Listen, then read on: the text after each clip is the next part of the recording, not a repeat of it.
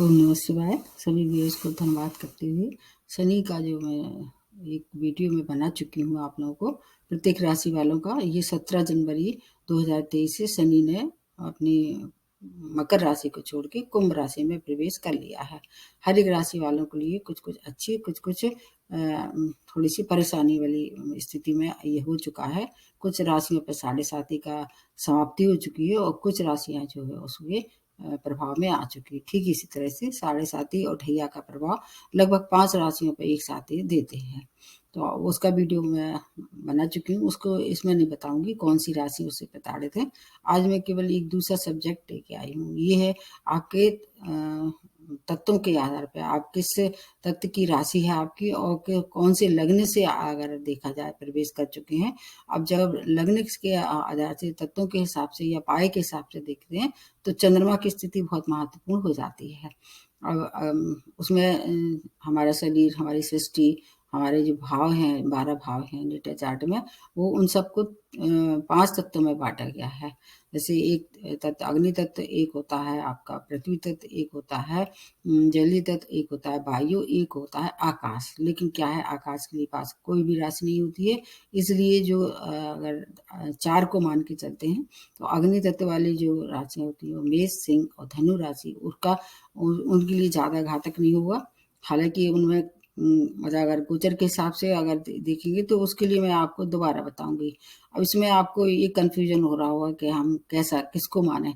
आपको ये काम करना है लग्न से, राशि से और तत्व के हिसाब से, तीनों से आकलन करना है। अगर तीनों में ये बहुत अच्छा है तो आपके लिए बहुत अच्छा है। भले ही 7.5 ही ढैया हो, बिल्कुल नहीं घबराना है।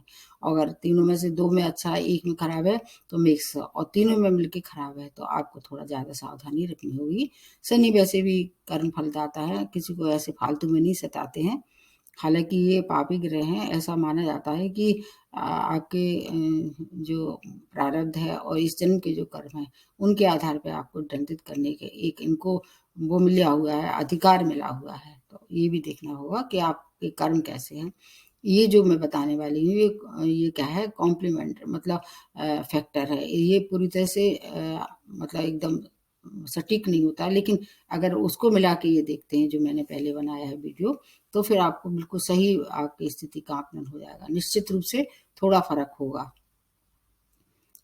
शनि के लिए ऐसा कहा जाता है कि जब ये गोचर करते हुए 1, 6, 11वें भाव में आते हैं तो ये स्वर्ण पाद पे आते हैं, मतलब गोचर। और जब 2, 5, 9 पे विचरण करते हुए गोचर करते हुए आते हैं तो ये रजत पाए पे आते हैं। और 3, 7, 10 पे जब ये गोचर में आते हैं नेटा चार्ट में तो ताम्र पात्र होता है। और 4, 8, 12 में लोहे पात, जो कि अच्छा नहीं मानते हैं। हालांकि इनकी ही धातु, लेकिन फिर भी 4, 8, 12 वाला जो है वो थोड़ा सा ज़्यादा परेशानी भरा समय हो सकता है। हर एक राशि, हर एक लग्न के हिसाब से मिला के देखना होगा।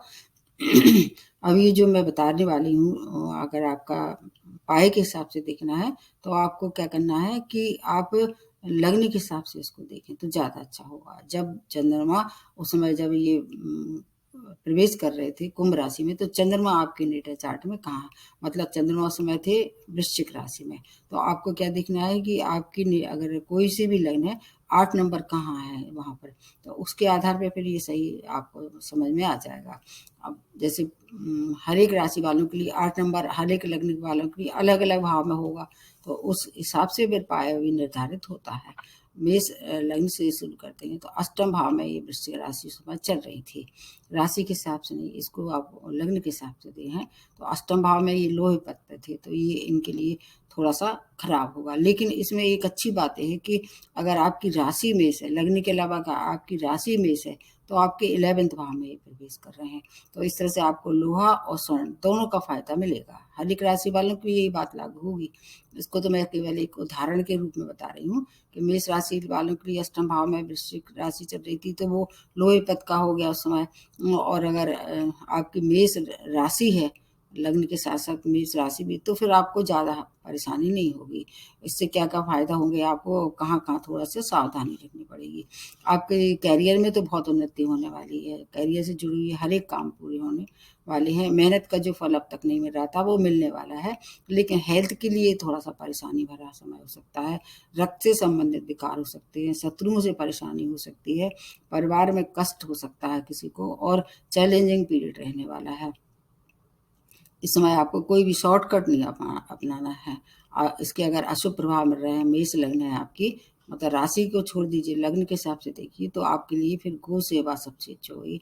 मतलब गाय को हरा चारा खिलाएं, वहाँ जाके गौशाला में जाके उनकी सेवा करें, साफ सफाई करें, फिर इसके दुष्प्रभाव से आप निश्चित रूप से बचत आपकी होने वाली है।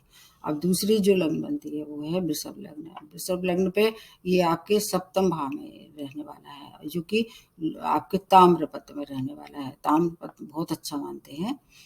वैसे तो सबसे अच्छा रजत होता है, उसके बाद फिर स्वर्ण, फिर ताम्र। ताम्र भी अच्छा होता है आपका, ये बहुत अच्छा है अगर आपकी लग्न और राशि भी वृषभ है, क्योंकि वृषभ राशि वालों के लिए बहुत अच्छा है। लग्न वालों के लिए अगर भाग्यवश आपकी दोनों ही वृषभ हैं तो आपके लिए व्यापार में लाभ, नए जॉब की प्राप्ति, जीवन का जो एक संघर्ष समाप्ति की ओर है, संतान की तरफ से कोई परेशानी थी उसमें आप वृद्धि हो सकती है, मतलब संतान की समस्याओं का हल हो सकता है। सभी तरह से सहयोग प्राप्त होगा, शुभ समाचारों की प्राप्ति होगी। आपको जो मेहनत का फल आप चाह रहे थे उससे ज़्यादा आपको अच्छे फल मिलने वाले हैं। थोड़ा सा व्यवधान जरूर डालेंगे ये, और व्यवधान के साथ साथ हर कार्य होगा। लर्निंग पीरियड है ये आपके लिए, शत्रु परास्त होने वाले हैं। आपको कुछ नहीं करना है, आपके लिए वैसे हर तरह से अच्छा है।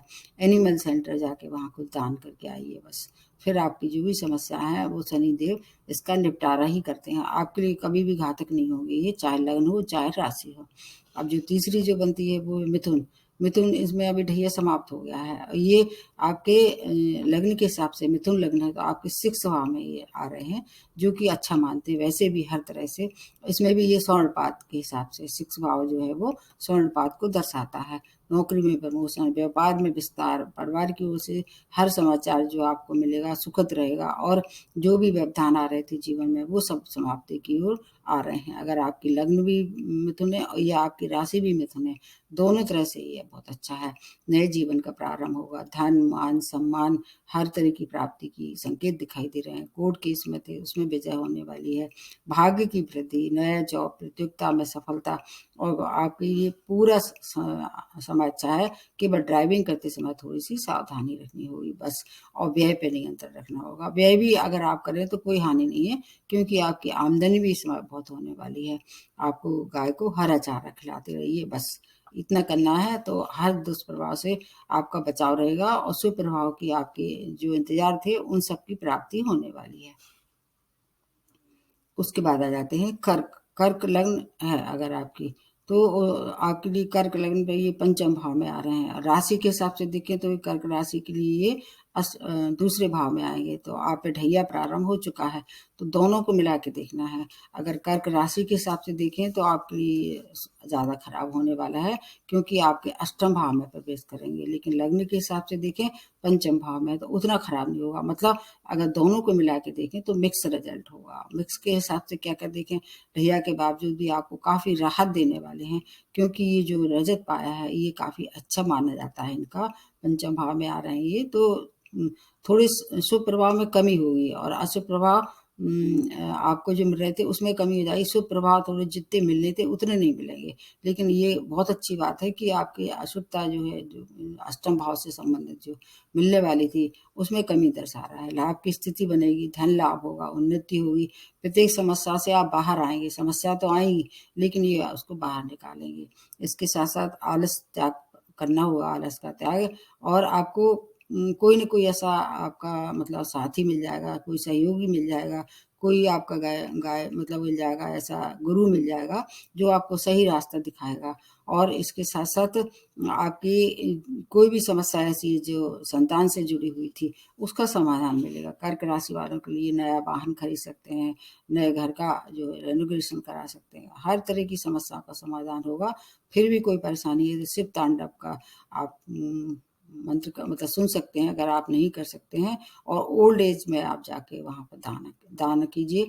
लोहे का दान भी आपके लिए अच्छा रहने वाला है, क्योंकि आपका अगर देखा जाए अष्टम भाव से लोहे का दान, जिसमें अष्टम भाव में कोई भी ग्रह आता है, शनि आता है, तो लोहे का दान करना आपके लिए अच्छा रहेगा। अब उसके बाद आ जाते हैं सिंह। सिंह लग्न के लिए चौथे भाव में है, जबकि ये अगर राशि से देखा जाए तो आपके लिए दूसरा होगा, आपके सप्तम भाव में होगा, इसलिए आपका मिला जुला रहेगा। हालांकि अगर लग्न के हिसाब से देखें तो ये चौथा भाव के लिए लोहे का पाया कहते हैं। आपके लिए थोड़ा अगर राशि सिंह है तो फिर उतना खराब नहीं होगा, क्योंकि वो राशि के हिसाब से देखें तो थोड़ा सा आपको राहत दिखाई दे रही है। चौथे भाव में ये लोहे पात पे माने जाते हैं, जो कि अच्छा नहीं मानता है। वैसे भी सिंह राशि वालों को ज़्यादा प्रताड़ित करते हैं, सिंह लग्न वालों को भी ज़्यादा प्रताड़ित करते हैं, क्योंकि ये सूर्य की राशि है। सूर्य शनि दोनों कैसे हैं, शत्रु हैं। मानसिक क्लेश होगा आपको, जो अभी तक व्यक्तिगत रूप से जो आपको परेशानी चली आ रही थी, वो उसमें थोड़ा आपको ज़्यादा काम करना पड़ेगा। परिवार के रिश्ते खराब हो सकते हैं। हेल्थ में थोड़ी सी अगर कोई परेशानी थी, उसमें आप नज़रअंदाज नहीं कर सकते हैं, उसको ध्यान रखना होगा। वाद विवाद निश्चित रूप से आपके लिए घातक हो सकता है, लेकिन धन की कमी कहीं नहीं होगी। आप क्या है, थोड़े से आपको ईगो त्यागना पड़ेगी। सिंह लग्न और सिंह राशि वालों के लिए अलग अलग प्रभाव होंगे, लेकिन एक दोनों में दोनों समानता एक है। दोनों ही राशि और लग्न में ये इगोइस्टिक बहुत होते हैं, तो अब अपना डोमिनेटिंग नेचर थोड़ा सा त्यागना पड़ेगा। और गाय को हरा चारा खिलाती रहे। हर एक समस्या का समाधान गाय माता, गौ माता आपको देती रहेगी। उनका आशीर्वाद आप लेते रहिए 2.5 वर्ष तक, फिर कोई परेशानी नहीं होगी। हर तरह से आपको ये संकट से रक्षा करेंगे। उसके बाद आ जाते हैं कन्या। कन्या लग्न वाले के लिए क्या रहने वाला है, आपके तीसरे भाव में, जो कि ताम्र पात्र कहलाता है, बहुत अच्छा है। आपके लिए जो परिवर्तन होंगे काफ़ी पॉजिटिव होंगे। आपके व्यक्तित्व में निखार आ जाएगा। आपको अपनी स्किल दिखाने का बहुत अच्छा मौका मिलेगा। नए उत्साह के साथ आप आगे बढ़ने वाले हैं। चारों तरफ से डेवलपमेंट जो रुका हुआ था, वो डेवलपमेंट का आने का समय है। नए संपर्क बनेंगे। आपके जो चेंज होंगे वो पॉजिटिव, आपकी थॉट भी कैसे रहेंगे, पॉजिटिव रहेंगे। उसके साथ अगर आप आगे बढ़ते हैं तो व्यापारी हैं, आप अपार धन की प्राप्ति होगी। अगर जॉबलेस थे तो जॉब भी प्राप्त होगी।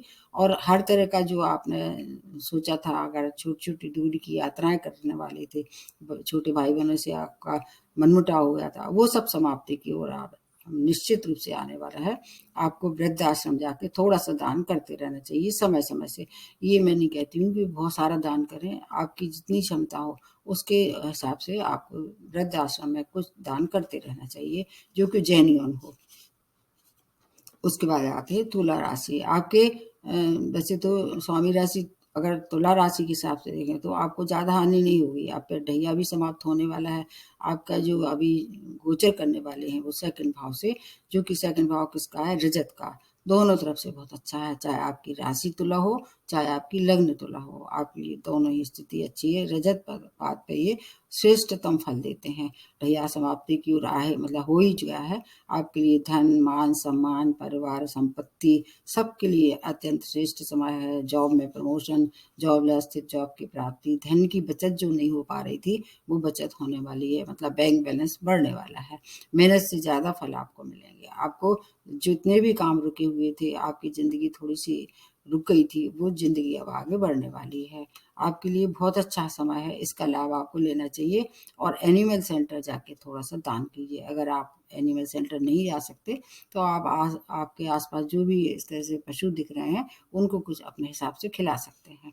आपके लिए समय बहुत अच्छा है।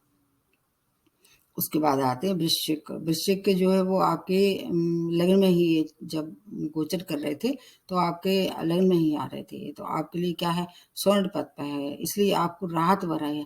क्योंकि अगर राशि के हिसाब से देखें तो आपके ये कहाँ चौथे भाव में प्रवेश कर रहे हैं, लेकिन अगर लग्न आपकी वृश्चिक है तो आपको ज़्यादा परेशानी नहीं होगी, क्योंकि वृश्चिक लग्न जो है वो अभी इन पे ढैया भी लग चुका है, वृश्चिक राशि पे लगा है, लग्न पे नहीं लगा है, तो इसलिए मिला जुला रहने वाला है। जीवन के आपका जीवन जो संघर्ष से जूझ रहा था, अब सोने की तरह चमकने वाला है। आपका जो बेजोड़ जो स्किल जो अभी तक आप लोगों के सामने नहीं आ रहा था, वो आने वाला है। नए नए अवसरों की प्राप्ति होगी। जॉबलेस थे जो जॉब की प्राप्ति होगी। आपको पूर्व में किए गए सभी प्रयास इस समय आपको उसके परिणाम मिलने वाले हैं।